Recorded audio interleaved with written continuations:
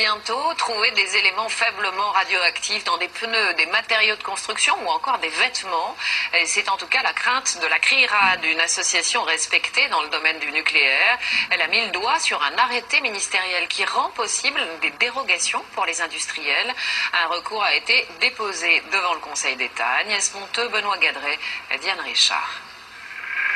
Demain, allons-nous nous balader sur un vélo radioactif en portant une laine polaire radioactive avant de promener nos bébés dans des landaux radioactifs? C'est ce qui alarme cette association de spécialistes du nucléaire qui croyaient que les objets radioactifs comme ceux-ci, c'était du passé. Tous ces objets du quotidien, détecteurs de fumée, réveils, manchons de camping-gaz, carreaux de cuisine ont été fabriqués avec des substances radioactives comme le montrent les mesures que l'on a faites. Des vieux objets interdits de fabrication mais qui circulent toujours.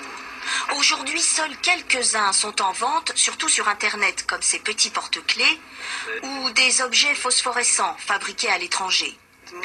Mais un récent arrêté interministériel pourrait tout remettre en cause. Il autorise des dérogations pour incorporer des radioéléments dans les biens de construction, comme le béton, ou les biens de consommation, plastique ou ferraille. Si on est concerné par un objet radioactif, évidemment, le risque, il est a priori assez faible. Si tout notre environnement est contaminé, le risque, là, il ne devient plus du tout négligeable. Il peut devenir intolérable. Et on ne pourra pas revenir en arrière. C'est irréversible. Alors pourquoi cette décision ? Peut-être pour recycler des millions de tonnes de déchets faiblement radioactifs issus des futurs démantèlements de nos centrales nucléaires. Un véritable bric-à-brac.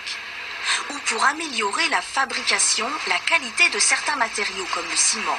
Le gendarme du nucléaire, l'ASN, était contre cet arrêté. Le gouvernement ne l'a pas écouté. Alors nous avons émis un avis défavorable à cet arrêté, qui est un arrêté de procédure, dans la mesure où nous avons estimé qu'il s'agissait d'un facteur de banalisation du risque. Seuls les bijoux, les aliments, les cosmétiques et les jouets sont interdits de dérogation. Pas de quoi rassurer complètement.